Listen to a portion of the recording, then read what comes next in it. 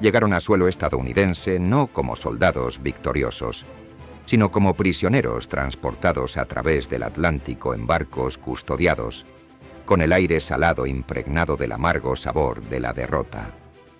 Para muchos, su primera visión de Estados Unidos fue a través de pequeñas portillas mientras los barcos atracaban en puertos como Norfolk, Nueva York o Boston. Imaginaban un destino sombrío, barracones fríos, hambre y represalias. Pero lo que encontraron comenzó a desmantelar sus ideas sobre el enemigo. El tamaño de los Estados Unidos los abrumó desde el primer instante. Puertos gigantescos repletos de grúas, almacenes colmados de mercancías y trenes que avanzaban sin cesar. Tras años viviendo entre ciudades bombardeadas y escasez, esa abundancia parecía irreal. La policía militar los escoltó hacia trenes que los llevarían a campamentos repartidos por todo el territorio, desde Texas hasta Minnesota. A través de las ventanas vieron paisajes que les resultaban casi imposibles de concebir. Hileras interminables de maíz, pueblos con iglesias blancas y calles intactas. Para quienes habían dejado atrás una Europa en ruinas, era casi incomprensible ver familias paseando en paz o agricultores trabajando en campos no quemados. A medida que avanzaban hacia el interior del país, corrían rumores entre ellos. Algunos temían violencia como represalia por la guerra. Otros, en silencio, esperaban condiciones menos duras que las del frente oriental. En algunas estaciones, grupos de estadounidenses se reunían para observar el paso de los prisioneros. Los miraban con curiosidad, no con odio. Los niños señalaban. Las mujeres observaban en silencio y en ocasiones alguien incluso levantaba la mano en señal de saludo. Esa respuesta desconcertó a los alemanes, que esperaban hostilidad y encontraron algo más complejo. Una mezcla de distancia y curiosidad humana. Cuando llegaron a los campamentos, la sorpresa fue aún mayor. No se trataba de mazmorras, sino de recintos ordenados y construidos con rapidez en terrenos amplios. Tras las vallas de alambre de púas había filas de barracones de madera, pero dentro, la vida era distinta a lo que habían imaginado. Recibieron literas, mantas y comidas en cantidades que superaban por mucho las raciones alemanas de guerra. La comida los dejó particularmente atónitos: carne, pan, leche e incluso fruta. Muchos recordaron que no habían visto porciones así desde los primeros años del conflicto. La Cruz Roja inspeccionaba con regularidad y las autoridades estadounidenses aplicaban de forma estricta la Convención de Ginebra. Podían escribir cartas, recibir paquetes y asistir a clases dentro del campamento. Por primera vez en mucho tiempo, estaban lejos del sonido de bombas y balas. Aunque seguían siendo prisioneros, la seguridad de aquel entorno extraño empezó a disolver la amargura inicial, reemplazándola poco a poco por una aceptación resignada e incluso, en algunos casos, cierta gratitud. Sin embargo, persistía una sensación de vacío. Eran soldados sin propósito, a miles de kilómetros de casa, sin saber cuándo terminaría su cautiverio. Con el paso de los días fueron descubriendo algo más: la silenciosa decencia de los estadounidenses comunes. Los guardias eran firmes, pero no crueles. Las comunidades cercanas no mostraban odio. Por las noches, al oír campanas de iglesia o risas familiares desde el exterior, comprendían que vivían en un país prácticamente intacto por la guerra. Esa revelación marcó el inicio de un cambio interno profundo. De enemigos a huéspedes desconcertados en una nación que habían aprendido a despreciar. La vida dentro del campo tenía un ritmo propio. El ejército estadounidense había organizado estos lugares siguiendo directrices estrictas: alojamiento digno, ropa adecuada y alimentación suficiente. Cada campamento funcionaba casi como una pequeña aldea con cocinas, enfermerías talleres y capillas. Al amanecer, un toque de corneta despertaba a los hombres para el pase de lista. El desayuno, abundante en comparación con lo que recordaban en Alemania, parecía casi un lujo. Después comenzaban las actividades, clases de idiomas, deportes o trabajos asignados. La idea de mantener a los prisioneros ocupados tenía un doble propósito: evitar tensiones y cubrir la escasez de mano de obra causada por la movilización masiva de soldados estadounidenses. En los talleres reparaban zapatos, cosían ropa y fabricaban muebles.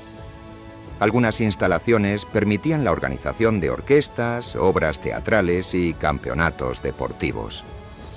Estas actividades mantenían la moral y reforzaban la idea de que eran tratados como seres humanos y no como enemigos. La atención médica también los sorprendió. Cada campamento contaba con una unidad sanitaria equipada, con médicos estadounidenses e incluso algunos alemanes autorizados para atender a sus compatriotas. Recibían tratamiento dental, vacunas y cuidados básicos que muchos no habían tenido durante la guerra. Algunos de ellos admitieron que en cautiverio recibieron mejores cuidados que en el propio ejército alemán. Las bibliotecas de los campamentos se convirtieron en otra ventana inesperada al mundo. Podían leer libros en alemán y, lo más sorprendente, periódicos estadounidenses. Por primera vez conocieron aspectos cotidianos de la vida civil estadounidense: deportes, cine, cultura popular. Con el tiempo, una de las mayores sorpresas fue la actitud de los guardias. No había odio sistemático. La mayoría de los soldados estadounidenses eran jóvenes apenas mayores que los prisioneros y los trataban con indiferencia disciplinada. Aunque hubo momentos tensos, cuando llegaban noticias de atrocidades nazis, en general, los campos funcionaban con normalidad, sin ánimo de venganza. Sin embargo, la rutina de los campamentos pronto se vería transformada por una necesidad nacional. A medida que avanzaba la guerra, la escasez de mano de obra en Estados Unidos se volvió crítica, especialmente en la agricultura. Con millones de hombres luchando en el extranjero, los cultivos corrían peligro. El gobierno autorizó entonces programas que permitían sacar a los prisioneros para trabajar en granjas bajo supervisión.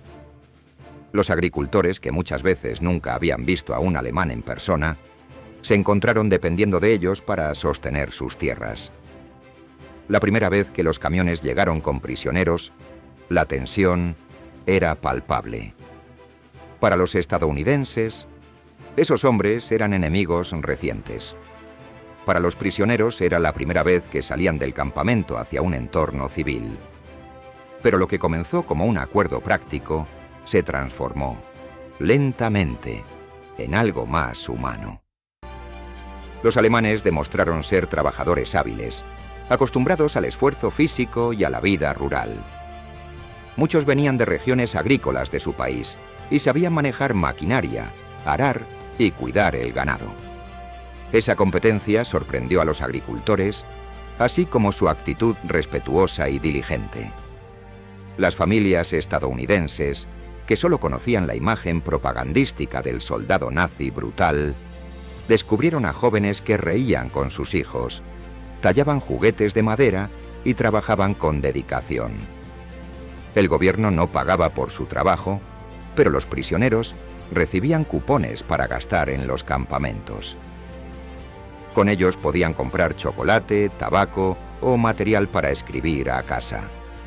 Ese pequeño incentivo los motivaba, y los agricultores, agradecidos, a veces compartían comida extra o pequeños gestos de amistad. Al final de cada jornada de trabajo, no era raro ver a los guardias regresar a los campamentos con manzanas, pan o incluso porciones de pastel que las esposas de los granjeros ofrecían a los prisioneros alemanes. Con el tiempo, ver a los prisioneros alemanes en zonas rurales de Kansas, Nebraska o Texas se volvió algo de todos los días. Los camiones llegaban al amanecer, Los hombres descendían con herramientas y las labores agrícolas marcaban el ritmo de cada día. Los agricultores, que al principio los observaban con distancia, terminaron aprendiendo sus nombres, escuchando historias del Rin o de Baviera y reconociendo en ellos a jóvenes atrapados en una guerra que no habían elegido. La familiaridad dio paso lentamente a un grado inesperado de confianza. Lo que comenzó como pequeños gestos terminó convirtiéndose en invitaciones más personales. Algunas esposas de granjeros, al ver a aquellos muchachos delgados y cansados, empezaron a invitarlos a almorzar dentro de sus casas. Para los prisioneros, cruzar el umbral de un hogar estadounidense era una experiencia profundamente conmovedora. Sentarse en una mesa pulida, oler café recién hecho y ver fotografías familiares colgadas en las paredes contrastaba marcadamente con la crudeza de los barracones.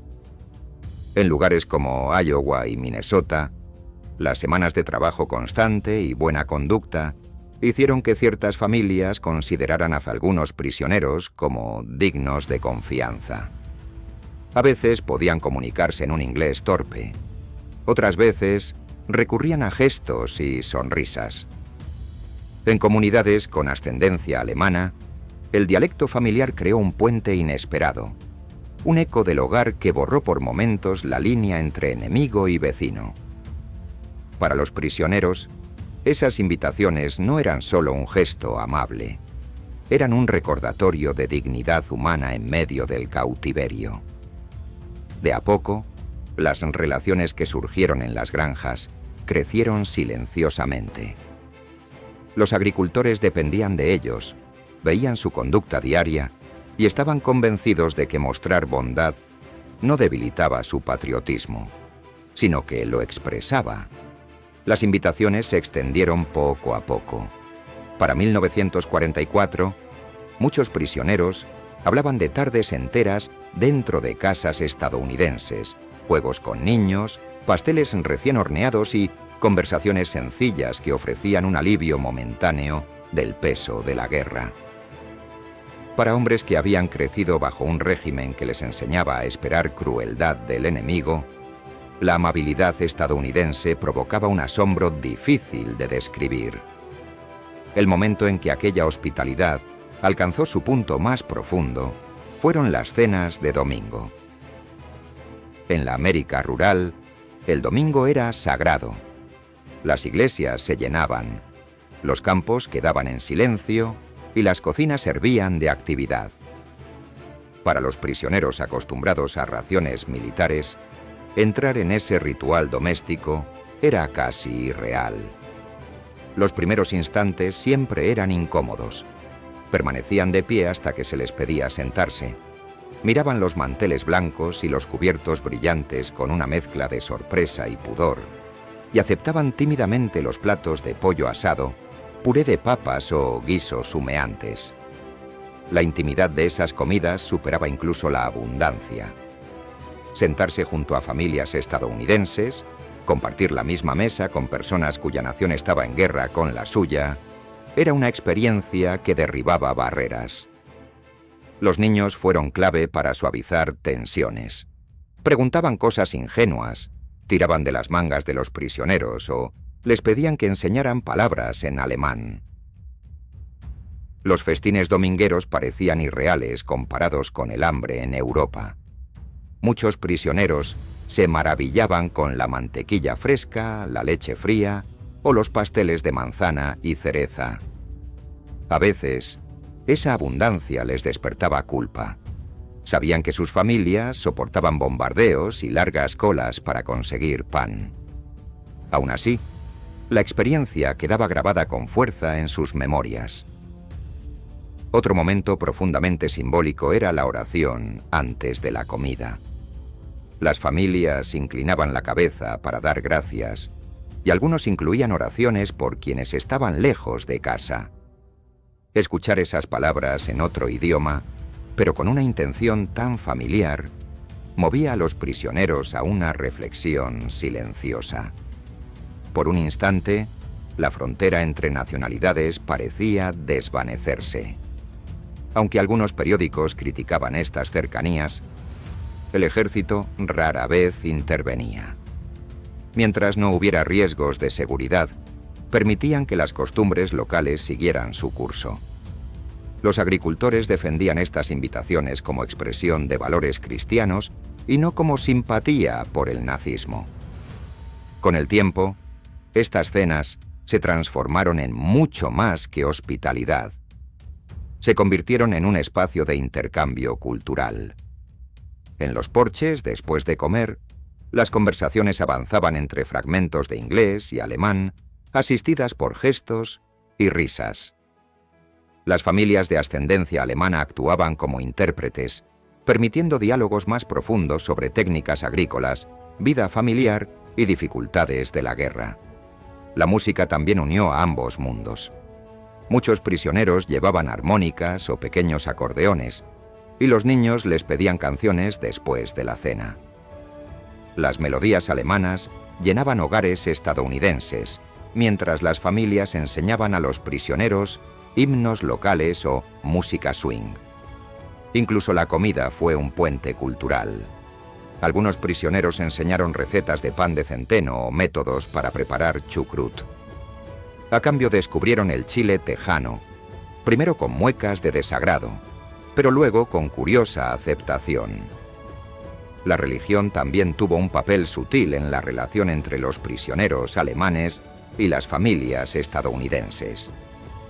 Muchos de estos hombres eran católicos o protestantes, por lo que al asistir a servicios religiosos invitados por sus anfitriones, encontraban rituales familiares. Aunque al principio se sentían incómodos bajo la mirada curiosa de los congregantes, les sorprendía la ausencia de odio en los sermones. Los pastores hablaban de perdón, compasión y fe en la humanidad, mensajes que contrastaban con la propaganda agresiva que habían escuchado en Alemania. Para muchos prisioneros, esos momentos profundizaron la sensación de ser tratados no como enemigos, sino como seres humanos necesitados de consuelo. En las comidas dominicales que compartían con familias rurales, también surgieron conversaciones delicadas sobre la guerra.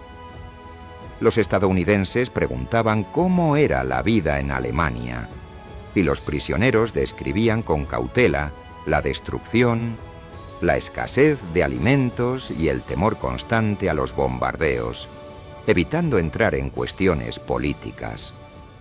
A su vez, escuchaban relatos sobre los racionamientos, los simulacros de ataques aéreos en la costa y la ausencia de hijos, padres o hermanos que servían en el extranjero. Estas confesiones mutuas revelaron luchas comunes que trascendían las fronteras. Con el tiempo, estos intercambios culturales se convirtieron en el legado más duradero de las comidas dominicales. Más allá del pollo asado o del pastel de manzana, representaron encuentros sinceros entre dos mundos que, en teoría, debían mantenerse separados por el odio. La guerra seguía presente en cada carta recibida del frente y en cada lista de bajas, pero durante unas horas, cada domingo, la humanidad prevalecía por encima de cualquier ideología. Cuando Alemania se rindió en mayo de 1945 y comenzó el proceso de repatriación, muchos prisioneros regresaron con más que unas cuantas pertenencias gastadas.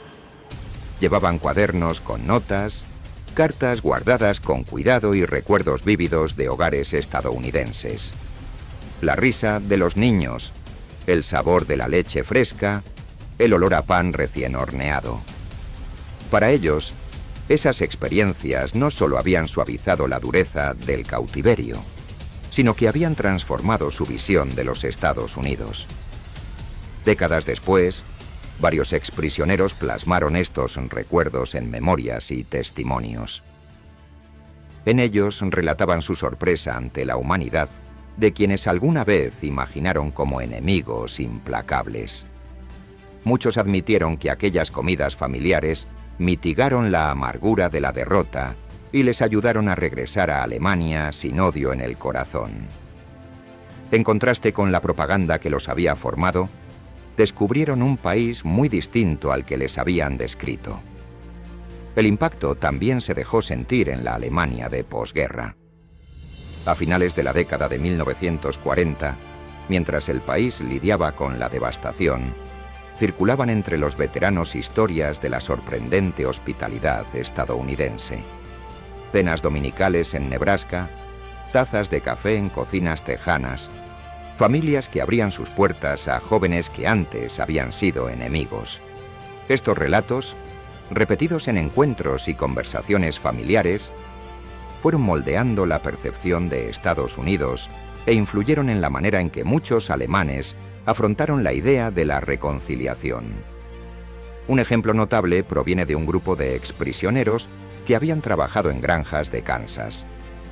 Al regresar a Alemania, formaron un círculo de amistad para compartir recuerdos y mantener correspondencia con las familias estadounidenses que los habían acogido. Algunos regresaron en la década de 1960 como visitantes y volvieron a entrar en las casas donde 30 años antes habían estado como cautivos. La recepción cálida confirmaba que aquellas cenas habían construido lazos más profundos que una simple cortesía. Estos recuerdos influyeron incluso en la crianza de sus hijos. Muchos antiguos prisioneros, que habían sido educados en la disciplina rígida, empezaron a transmitir a sus propias familias historias sobre la bondad recibida en un país enemigo. Enseñaron lecciones de tolerancia y de reconocimiento de la humanidad del otro. Ideas que se convirtieron en pilares morales de muchas familias durante la reconstrucción alemana. Incluso para quienes regresaron a ciudades en ruinas, los recuerdos de la hospitalidad estadounidense permanecieron como pequeños faros de esperanza. En medio de la escasez y la tensión política, esas cenas se contaban casi como parábolas, instantes en los que la brutalidad del conflicto había cedido a breves destellos de paz. Para los hombres que habían visto el horror del frente oriental o los incendios de ciudades enteras, la memoria de una mesa compartida demostraba que la reconciliación entre naciones no era un sueño ingenuo. Con las repatriaciones finales entre 1946 y 1947, muchos prisioneros regresaron al hogar con la mente llena de imágenes de la vida estadounidense. Las familias esperaban relatos de crueldad y privación, pero escucharon historias de huertos llenos, de guardias respetuosos y de inesperadas cenas dominicales en casas de extraños. Estos testimonios influían en las conversaciones comunitarias y desafiaban la visión demonizada que se tenía de los estadounidenses. Con el tiempo, el montón de relatos personales ayudó a preparar el terreno para la aceptación de la influencia estadounidense en la Alemania de posguerra. El legado también se reflejó en la literatura y la cultura de la memoria. Diarios ocultos, cartas preservadas y cuadernos llenos de descripciones detalladas mostraban no solo la rutina del cautiverio, sino episodios extraordinarios de humanidad. Documentaban costumbres como dedicar el domingo a la familia, dar gracias antes de comer o permitir que los niños hicieran preguntas sin reservas. Estos detalles humanizaron al enemigo en un grado que la propaganda jamás podría revertir. En las décadas de 1950 y 1960, la correspondencia transatlántica se volvió común. Postales de ciudades alemanas reconstruidas viajaban hacia América, mientras cartas sobre cosechas y graduaciones cruzaban el océano en sentido contrario. Un pequeño número incluso regresó a Estados Unidos como turistas o inmigrantes, reencontrándose con los descendientes de quienes los habían recibido durante la guerra. Las historias recopiladas por académicos en los años 70 mostraban cómo estas experiencias se habían convertido en valiosas lecciones sobre reconciliación. Los exprisioneros comparaban su cautiverio en Estados Unidos con el de sus compatriotas detenidos en la Unión Soviética, y las diferencias reforzaban la idea de que su paso por Estados Unidos había sido un punto de inflexión vital. En Estados Unidos, la memoria pública del fenómeno se desvaneció con el tiempo. Pero en los pueblos pequeños, todavía se recordaba a los alemanes que habían trabajado en los campos o que se habían sentado el domingo en la mesa familiar.